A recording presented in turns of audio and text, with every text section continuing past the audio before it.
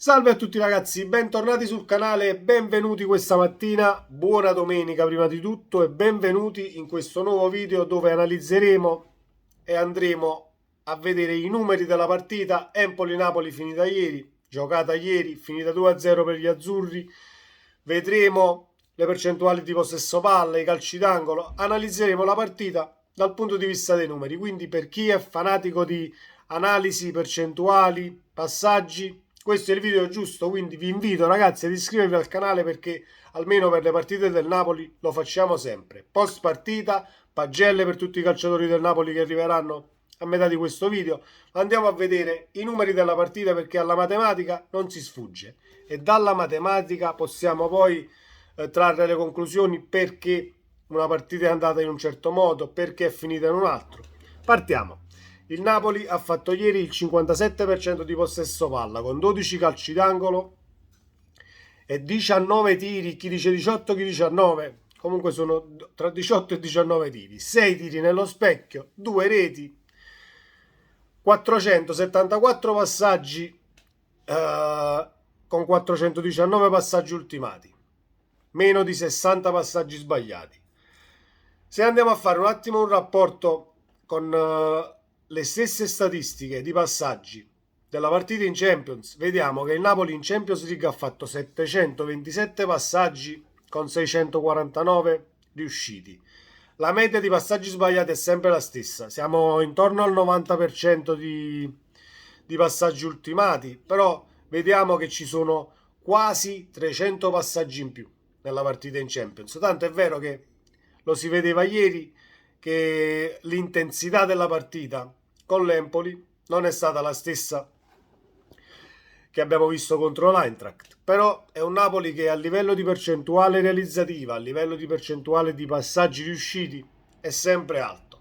C'è stato meno possesso palla anche grazie, anche dovuto a un Empoli che comunque si è giocato la partita a livello agonistico, ci ha messo tutto, ma quest'anno contro il Napoli sembra non funzionare niente. Un cartellino giallo per Lozano e un cartellino rosso per Mario Rui, un solo ammonito. Il Napoli credo sia la squadra, correggetemi se sbaglio, ma credo sia la squadra con meno cartellini gialli in Serie A. E il rosso a Mario Rui ci sta tutto, il fallo di reazione ci sta tutto. E voglio correggere un attimo cosa ho detto ieri nell'immediato post partita. Credevo che la giornata di squalifica fosse una sola, ma da regolamento sono due perché va a finire nel comportamento antisportivo. Quindi 2 giornate a Mario Rui che può tranquillamente riposare e giocarsi l'ottavo di finale di ritorno in Champions League e Oliveira avrà Lazio e Atalanta da affrontare. Il terzino c'è, abbiamo fatto mercato apposta per ovviare a questi problemi, quindi nessun dramma. 25 cross effettuati ieri e solo 9 falli commessi. Quindi i numeri parlano chiaro, la partita la si era vista che era a ritmi diversi da quella di Champions League. Non puoi premere sull'acceleratore tutte le partite come hai fatto con l'Eintracht dove hai fatto 75 minuti di dominio territoriale, dove l'Eintracht il pallone l'ha visto ben poco, quindi secondo me sono cose anche studiate. Non è che la partita è uscita così con tutti questi passaggi in meno perché era voluta, cioè non perché è uscita così senza senso, ma perché era una cosa, secondo me, anche voluta dal punto di vista atletico, dal punto di vista fisico, perché preservare comunque la condizione dei giocatori, per preservare la condizione dei giocatori passa anche da queste cose. Poi, per uno come me che si va a ricercare notizie anche a livello di massaggiatori, a livello di preparatori atletici e dichiarazioni che rilasciano poi nel tempo, vedi che il Napoli sta facendo un lavoro certosino da questo punto di vista anche per prevenire infortuni che in passato comunque hanno pesato sull'andamento di una stagione intera. Detto questo, ragazzi, passiamo alle pagelle. Cominciamo da Meret. 6,5 a Meret, politico quasi, però un intervento è stato fatto. Nelle ultime 5 partite Meretta ha rischiato di prendere il senza voto, però 6,5 politico, perché una parata l'ha fatta, anche se il tiro andava a finire fuori, ma meglio non battezzarla direttamente fuori quella palla e andarci. Quindi 6,5. Diamo un 7 a Di Lorenzo, Rachmani e Kim per continuità, per stare sempre sul pezzo. Kim risponde sempre a tutti gli attacchi avversari. Rachmani ha fatto una chiusura a inizio secondo tempo, mi sembra, che vale quanto un gol. E Di Lorenzo è il nostro capitano ed è una sicurezza sulla fascia destra, ma anche in attacco. Ieri ha fatto un movimento da attaccante che poi non è stato servito dal centrocampista, non ricordo chi era, Lobotka credo, che aveva il pallone tra i piedi. Comunque detta il passaggio e si infila in area da classico attaccante. Non dimentichiamo che il nostro Di Lorenzo da giovane ha iniziato come attaccante, infatti lo paragonavano a Battistuta per la veemenza del tiro e per la stazza fisica, che poi è passato a centrocampo, poi l'hanno fatto fare il terzino, ha giocato anche come centrale, ci sta, ma Di Lorenzo ha dimostrato di avere piedi buoni e di vedere la porta anche da terzino destro. Quindi 7 a Di Lorenzo, Rachmani e Kim. Diamo un 6,5 a Mario Rui. Mi direte sì, ma Mario Rui per il gesto che ha fatto potrebbe essere insufficiente.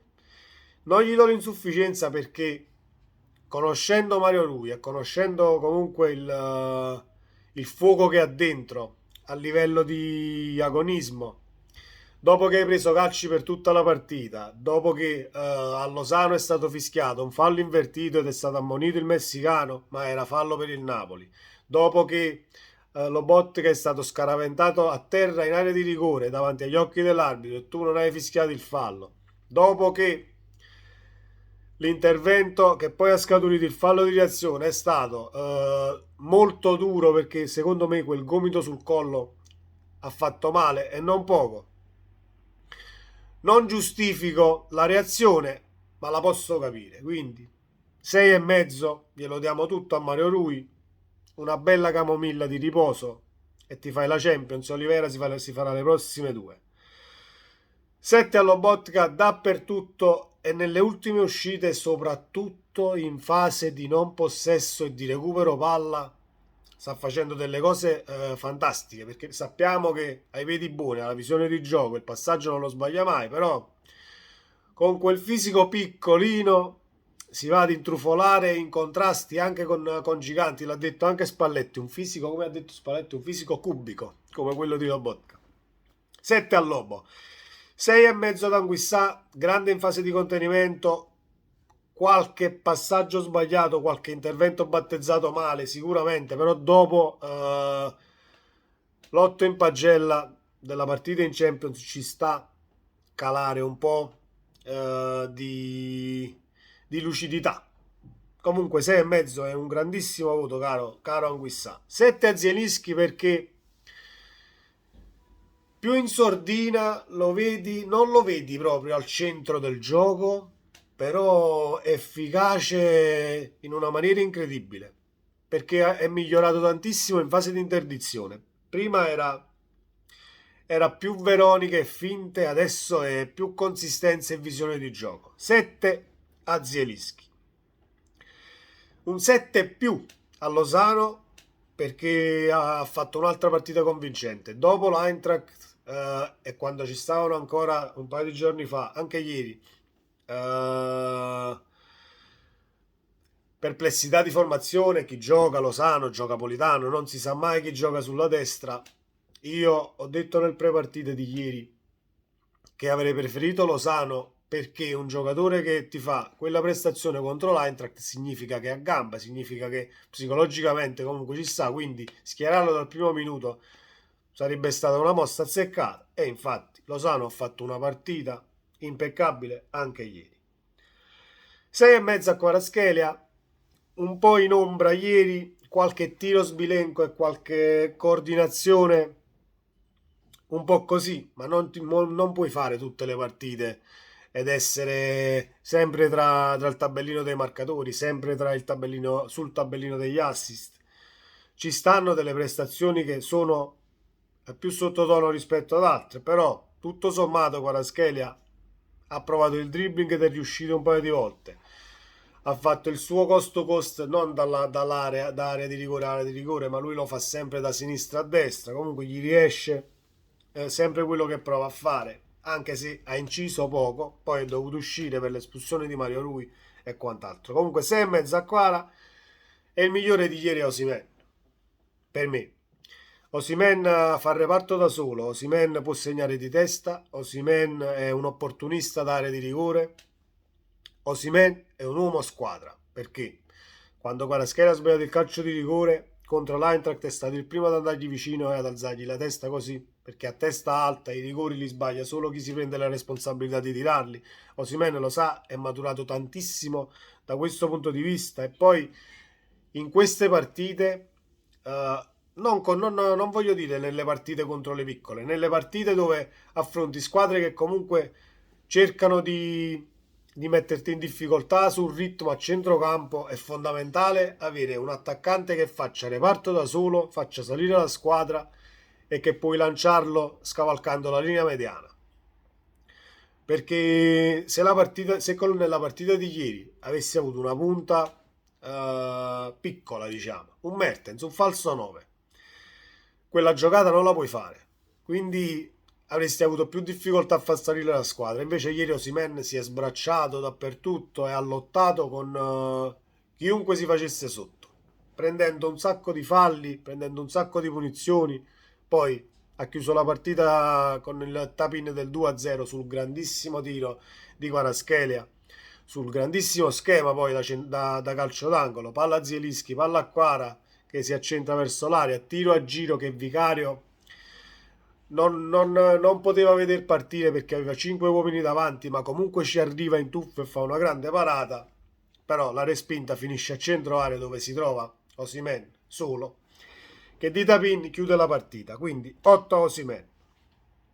Passiamo a chi è entrato dalla panchina. Ovviamente 6 politico per Gaetano e Ndombele, che sono entrati più tardi. Anche Simeone è entrato un po' più tardi, però Simeone gli do un 6,5 per un grandissimo tiro a incrociare dalla destra. Simeone appena entra alla prima occasione si rende sempre pericoloso, è incredibile Simeone. Diamo un 7 ad Elmas anche se è entrato dalla panchina, perché c'è stato un passaggio per Osimhen dove vedi tutta la classe, dove vedi tutta la qualità nei piedi di questo ragazzo che è sempre stato forte, però ci sono calciatori che poi devono trovare quell'alchimia con l'allenatore, e quest'anno è successo con Spalletti. Ovviamente è una cosa che bolle in pentola già dall'anno scorso, perché Spalletti anche l'anno scorso parlava di Elmas, è un grandissimo calciatore e quant'altro. Poi quest'anno è riuscito a gestire anche tutta la rosa ed Elmas è sbocciato, secondo me è sbocciato il miglior fiore di quest'anno, alla pari con Osimhen, dove è stato fatto un lavoro tecnico e caratteriale, perché per me la stagione di Osimhen è cambiata quando è stato cacciato dall'allenamento in ritiro. Non ricordo bene, mi sembra che era nella parte di ritiro a Castel di Sangro, ma non voglio sbagliarmi. Comunque Osimhen fu cacciato dall'allenamento per un comportamento antisportivo come fa lui di solito, come faceva lui, che subendo fallo comincia a sbracciare, l'anno scorso si beccava cartellini inutili così, quindi da questo punto di vista secondo me Spalletti l'ha redarguito quella volta ed è bastato, e fino ad oggi abbiamo visto i risultati. Osimhen è diventato un calciatore maturo, serio e completo come attaccante. Diamo un 6,5 ad Olivera, anche lui è entrato dalla panchina, nessun errore da analizzare o nessuna cappellata fatta, quindi gli diamo un 6,5. Il 6 di Gaetano e Ndombele perché sono entrati proprio al 92esimo, quindi Simeone, Elmas, Olivera, Ndombele, Gaetano, l'abbiamo fatte le pagelle. Spalletti, 7,5 a Spalletti perché diciamo sta avendo tanti 8 da me Spalletti in pagella, però dobbiamo anche analizzare l'avversario che hai di fronte. Hai avuto 8 contro l'Eintracht, mezzo voto in meno giusto, ma perché è l'Empoli. Però Spalletti, guardiamo le conferenze, ti descrive la partita e la partita va a finire proprio come l'ha descritta. Quest'anno è incredibile. 7,5 al nostro Spallettone. Voglio dare un 6 all'arbitro, ma gliela do la sufficienza proprio perché non voglio essere proprio...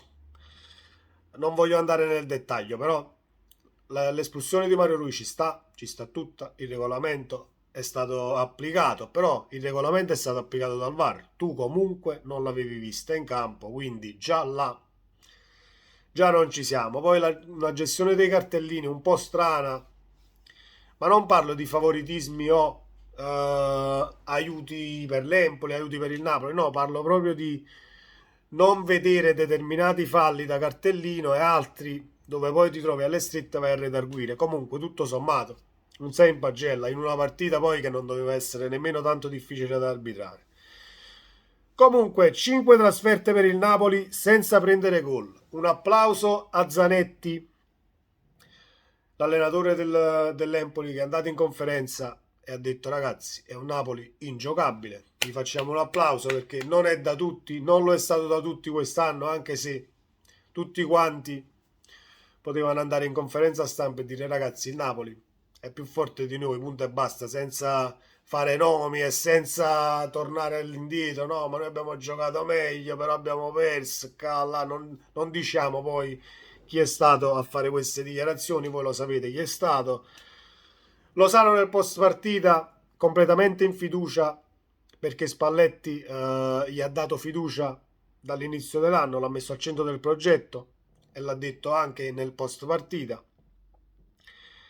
E poi diciamo che l'ultima notizia che volevo analizzare, e poi chiudiamo questo video che è durato, siamo già a 17 minuti. Ragazzi, mi dispiace che è troppo lungo questo video, però chi ha la pazienza e chi vuole sentire le pagelle e chi è arrivato alla fine di questo video adesso lo ringrazio. Dico l'ultima cosa: Osimhen fa stretching al 70°. Sarà il momento di fare un po' di turnover. Secondo me è arrivato il momento. Qualcuno deve pur riposare. Secondo me da fine gennaio che giocano sempre gli stessi. Forse anche prima. Anche perché squadra che vince non si cambia. D'accordissimo con Spalletti, però secondo me adesso qualche pedina va fatta riposare. Il nostro Osimhen qualche partita secondo me se la deve risparmiare se lo vogliamo tenere così in condizione fino alla fine dell'anno. Un peccato che non abbiamo Raspadori, perché facendo riposare Osimhen era meglio. Se tu fai il cambio Simeone Osimhen, sì, cambi la punta, cambiano le caratteristiche del calciatore, forse la zuppa cambia molto meno, perché comunque Simeone è abituato a segnare, i gol li fa lo stesso, però quando fa entrare Simeone era anche buono avere il Raspadori dietro, che non abbiamo per infortunio. Detto questo, ragazzi, sempre Forza Napoli. Mi dispiace se mi sono dilungato così tanto, ma è doveroso analizzare i numeri per vedere poi che partita è stata, e il giorno dopo è quello giusto per fare ciò che abbiamo fatto adesso. Lo faremo sempre con tutte le partite come abbiamo fatto. Iscrivetevi al canale, ragazzi, non dimenticate di attivare la campanella. Sempre Forza Napoli e buona domenica a tutti. Ciao!